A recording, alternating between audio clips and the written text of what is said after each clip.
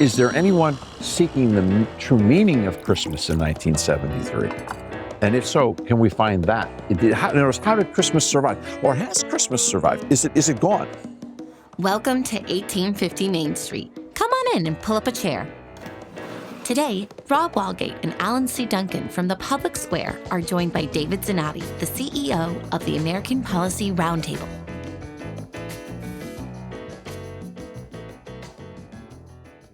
Do you know the other thing? We talked about what we were watching in the hotel last night.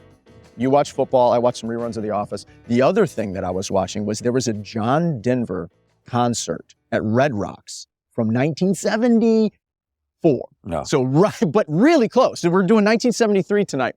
But from 1974, it was, and they were interspersing it with, kind of clips of him walking in mountainous pastures. Do you know that one?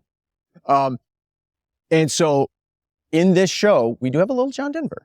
We have an underscore of Annie's song, which I love. That's one of my favorite songs because 73 is my parents' era. And they were... One second, sorry. Are there still tickets? I had a call. Are tickets available? Just I would get seats. website? Yeah, the what? Yeah. Yep, website will work. That's what I just making sure. Yep. Sorry, Chris, it works. 1974, the year I was born. Hey, nice. Congrats. We should just keep, I think we should keep it. People are trying to get tickets right now as we speak. It works. This is really live. Yes. So I was saying, that's like kind of my parents' era. And my dad, for one of their anniversaries, made my mom, or he had someone make, he chose all these pictures from them, getting together and dating and early marriage. He chose all these pictures and put together a slideshow to Annie's song. And I remember watching that growing up and seeing that. And I watching it as their kid was getting very emotional seeing that because it was just my parents were so young, so good looking, so at peace. I felt like I messed it up. I felt like what have I done? I've worn you down. I'm sorry. Now I'm a parent myself. I realize that's not how it works. But that took a lot of work and effort. Yeah. To put it all together. Yeah, especially at that era. So all the pictures saved on camera. So point is, the Annie song to me, like I know a lot of people love that song. That song's very special to me just because of that video of my parents. I thought you were going to say he built a collage, and then I was going to ask if anybody younger than me even knows what that word means. And you don't count, Jonah, because your mother's an art teacher, so of course you knew. Yes, I know what a collage is. I know what a collage is. Yeah. But in doing the research for 1973. The collage was an exceptional multimedia art. Yeah. I was like, okay, that's anyhow. But back to the music. So Denver was big then, and we do have some Denver in the song, in the show. But part of putting together a show that's based on a year and letting the music help tell the story, because how can you not have Christmas music? But what music was big? So you hit 73. Wow. Well, John Denver has a great Christmas album. He does. Yep. Yeah. He's got great work with the Muppets as well. Yes. Jonah. Yeah, we were tempted to go that way for sure. Oh, I kind of wish. I kind of wish. It was hanging out there. All right. So Steely Dan's in this show, which is pretty cool. And there's a whole lot of other music. You find that exceptionally funny. All right. Love Steely Dan. Yeah, I love Steely Dan. All right, all I can think of is Oh Hello, with John Mulaney is suddenly somewhere applauding Christmas. John Mulaney is so funny. So do you have any favorite music in this show? You're too young. What kind of music? But everybody's got favorites from. I grew up listening because, my dad would always listen to 102.5 WDVE, the classic rock station, as I was growing up in the 80s and the 90s. So a lot of it was on there. I'm partial, probably, I hate to say this, to anything Chris Rodriguez does with the guitar. Yeah. And I know he has he's going to sing a little in this one as well. I think back to was it the 2000 show that he did Carlos Santana? Was that That's right. So like I think about that. Smooth. He did Smooth for the 2000 show. That one, people were like blown away by that. But this year they're doing Reelin' in the Years. Yes. And actually it's the intermission song Comeback. And so it'll be on radio as a regular song. But for here, a lot of people will start hearing it walk in. Hopefully by the time he gets to that solo, everybody will be paying close attention. Yeah. What's he singing? Your mama. Here we go. Here we go. Let's leave him hanging. Yeah, Let's leave him hanging. Your mama can't dance. Oh, don't rock and roll. Okay, yeah. Jonah throws you. Yeah. I didn't know where you were going with it. I didn't know. Yeah. That. No, yeah. Yeah. I can hear, it's one of those ones where you're like, wow, is that the right word? Am I going to sing? Because I can always sing the wrong words with the music. No one knows. Right. My kids know. They call me out when I sing the wrong words. So we got Jim Croce. We've got that's a good James one. Taylor. Yeah, James Taylor. I've Croce. seen James Taylor in concert probably 8-10 times. First time I went to a James Taylor concert, I don't know how I wheeled and dealed and got these tickets, but me and a friend, we were down front, probably like 19, 20 years old, so mellow. Again, I don't want the political lectures from him, but I love the music. And I'm looking around. There's all these people that are like, probably like my age that I am now. And this was back in the 90s when you really shouldn't smoke weed out in the open like they do today. And I'm like, all these people my parents' age are smoking weed. Like, I didn't know what to do. Like, me and my buddy are looking around like, this is insane. This is crazy. But that's what it was. And it was. Here's who it was, too. We're at a concert in Pittsburgh. It was the newscasters from like the Pittsburgh TV stations. Well, they could never do that today because everyone have a cell phone camera, video and stuff. And I'm like, that's so-and-so. But again, no one would care today. You know, the outrage wouldn't be there. So, well, speaking of weed, I do wish we would have had a little Willie Nelson in this year's show, but you can't have everybody. That's the thing. Everyone has like a favorite artist. Willie Nelson is he's been around so long. He's been in all the shows. You can put him in any year. 60 till today. Willie Nelson shows up. I think he's still got the same guitar.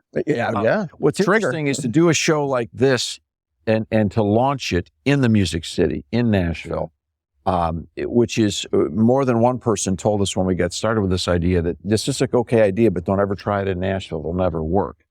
And they said, because number one, people are so acclimated to all the talent and all the availability that they'll just like, one more thing, who cares? And so they just won't come. They won't buy it. And then number two, you'll never be able to get to the level where people here will appreciate the artistry because they're satiated with the best at all times. And so it's like, okay. And we just kept going. And you know what? The first couple of years, if you go back to our inventory, if you go back to the vinyl classics of Christmas in America, like season 1 and 2, I wince at some of the stuff that made it because it was a good try, but we were still wrestling with the model. But we don't take it off because we're not afraid of humble beginnings. We're not afraid. Yeah. And then you listen now. And we've got people, we can't use some of the artists' names, but we just behind us on the technical side. I mean, if we were to pick up the camera and walk over there at the sophistication and the layers. So now we've got people that are actually producing sound that we've had world-class engineers in the Music City listen to the program on the radio and go, wow. Not only is the music beautiful, but the production quality of it. And then the way you put it together and Jonah puts it together as far as packaging it to go on radio is extraordinary. Thanks for stopping by at 1850 Main Street.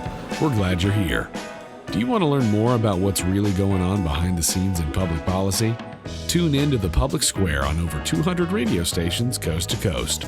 Or download the free Public Square mobile app from your app store. Just look for The Lamppost. Find out what America's talking about at thepublicsquare.com. So people say, well, who's the star of the show? That's the easy part. The manger. The one in the manger. The one in the manger. Yeah. And that's why these artists are willing to come and participate. Well, and that is the difference. It's not just another concert. You talk about people saying we shouldn't do it here because everybody can go to a concert every night. Right. But this isn't just a concert. Right. It's an old-fashioned radio variety show. And so there's the storytelling component that you and Wayne bring every year. So people know that they're going to get a very interesting time machine back to whatever year we choose. They're going to learn something and they're going to be spiritually edified, God willing, as they find where's the manger intersect this year. Well, one of the challenges is, are you trying to import an agenda onto this? And that'd be easy because when you do the research and you spend a year researching a year, and your quest is, okay, show me what Christmas looked like back then. Well, there's a lot of expressions of Christmas. So you could pick this or pick that. But what we're saying is there anyone seeking the true meaning of Christmas in 1973? And if so, can we find that?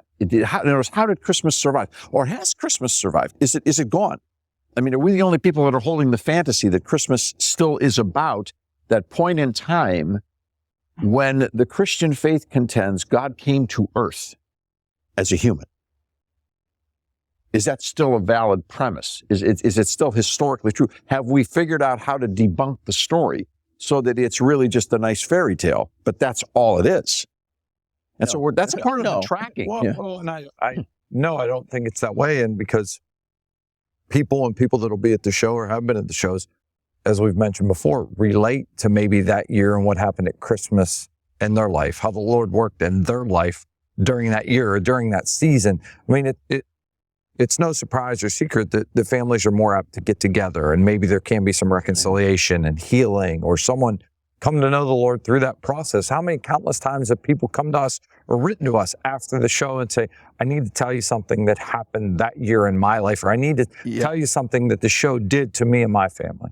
We could go, one that comes to my mind, we've had multiple stories like this where a person says, I hadn't talked to this person for like 5 years, 10 years, family or a former employer or neighbor. I invited them to come to the show. They did. And we went home and reconciled the difference. I think art has a unique way, good art has a unique way of sneaking around those kind of barriers that we put up. Yeah. If someone just would come up to you and tell you, hey, you should call someone. Yeah. You should call that person and reconcile with them. You may not do it, just that out in the open, but coming to a show, hearing some beautiful music, hearing the story told in a different way, it kind of begins to break your barriers down a little bit. Christmas is about hope. The hope of the ages, the desire of the nations, the hopes and fears of all the years are met in thee tonight. That's powerful. Christmas is about hope. And I mean no disrespect to any other faith, because I've had the privilege to be able in a free culture to study them and to be honest about them. I came into this concept of biblical Christianity from sort of left field. So I was stunned by what I discovered and what I experienced, but I was also open to the fact that maybe I got it wrong. So I went and studied other religions too. I know you guys have as well. I can't find any extension of a faith premise that offers the sort of hope that comes in the concept of Christmas, which is the incarnation. In other words, God's not up there for me to get to, or God's not coming down and I'm in big trouble. No, God is revealing himself, looking for us in the hope of a final reconciliation, in the hope of a final resolve, in the hope that there can actually be peace and joy and harmony and love and eternity.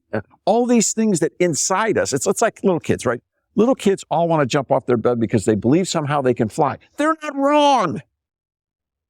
They're not wrong. Well, it's also that illustration of, Jesus coming to earth. He's going to meet us where we are. He comes to us. And no matter where we are in our walk in life, he comes looking for us. He's going to come to us. We don't always have to, be purified and perfect and clean. He's going to meet us where we are. And I think that's the encouraging thing about Christmas as well. When you think about, there's no more room in the inn. Well, and that is scandalous to pretty much any other world view, that God would become man. It's utterly scandalous to almost probably any other worldview. And that's why it is unique, as you say. Keep going. Well, in Islam, God is not even spoken of really as loving in the Quran. God is completely other and transcendent and would never come down. Apart from. Yes. Yeah. Yes. And of course, God does have those holy attributes, but that's only part of the picture. God also is loving, and he is willing to empty himself and come down and die on a cross. I mean, that's why in Islam, they don't believe that Christ died on the cross. Right, it's not possible. Yeah, God could never die. Insulted by the notion. Yes, yeah. And I understand that impulse, but that's the don't trip over the stumbling block. Like that's the stumbling block. To say that there is no other religion that offers the God-man. God come to earth, right? Muhammad didn't claim to be God come to earth. Right. Okay.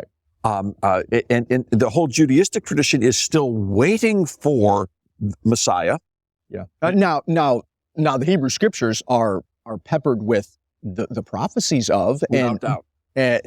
But yes. Yeah, they believe hasn't happened, right? Yeah. I mean, Yet. to come. So, Yet to come. and which, And maybe even some pre-incarnate appearances Yes, well, of Christ throughout. of course, the Old Testament. And I think it needs to be said clearly here that people say, well, okay, you Christians are against everybody else. Are you kidding me? I love the Jewish faith. I love the revelation of God to Abraham, Isaac, and Jacob. I love every word of the Jewish scriptures. We're talking about the same God. It's all a revelation that's connected. Now, we've got a point of contention. There's an interpretation issue here. Which we shouldn't be surprised at, that not everybody would believe what seems to be truly impossible, that God would choose to come to earth. I get it. It's mind-boggling. Isn't that the point? But if we're going to be logically consistent, philosophically consistent, if God is God and other than us, who are we to tell him what he can or can't do? Well, if we know that God is love, is there a more loving thing that God could have possibly done? If God is all loving, is there a more loving thing? Logically, if we're just looking at this pure logic, is there a more loving thing that God could have done than to become one of us and then let us kill him? That's the most loving thing God could have possibly done. Lewis struggled mightily with that. The concept of the atonement. He was in the program. He moved from an atheist to a theist, and he could get it. He saw there's no way to afford the reality of the mannishness of man, as Schaeffer would say, or the order of the universe without a creator, an intelligent, intentional creator. He moved from the frozenness of atheism to, okay, I give up. Then when it came to Christianity, his challenge was, I don't get the cross. Why did it have to be that graphic, that horrid? But then when you start to study the nature of God, God is love. God is also just. God is holy. And you recognize what you just said is so powerful. From Genesis to the cross, men have always been saying, we'll judge whether he's God. We'll decide. Thank you for the announcement. Thank you for the word. Thank you for the scriptures. And now we'll decide, well, is that really worth us spending our life on? Well, what happens if he shows up at your front door? Now what are you going to do? You know what we did? We killed him. Makes sense, right? Yeah, because we've been studying that in the Jesus' story. Yeah. I mean, that's where we're at right now as a staff in our Bible study. And you think about Pilate and what was wrote above his head and what they said to change it to. And you know, I wrote what I wrote. I said what I said. I'm just like, you're reading that and thinking. All the rebellion of humanity. Everything we struggle with and talk about to this day, they've been doing it for centuries. So shorthand, God forgive me, I don't want to try to add or diminish from the word, but the shorthand on the atonement question, where Lewis ended up with is, well, of course we'd kill him. We'd rather be God. That's what sin is in the first place. Yeah. So then he dies as a victim of all of our rebellion. Comes back 3 days later and said, kind of knew this was going to happen. So here's the deal. You're forgiven. He literally forgives him from the cross. Let's just end the fight. Believe. You know what's amazing? He still gives him the choice to walk away. After all that. That's love. Yeah. Yes. Isn't that true? That's the love. This is about the heart and the nature of the person who designed this whole place. Yeah. And it's all in the Christmas story. So that's why we start every year with Christmas. Because you can't survive in this world without hope. Now, you can. Good luck with that. But my contention is the human race can't survive without hope, because if you study history long enough, you realize people have always searched for hope. The belief that all of this adds up to something, that there is the potential of the fairy tale having the happy ending. That if I'm a little kid standing on my bed, the reason I want to jump off and fly is because I was supposed to fly in the first place. But I need help to get there.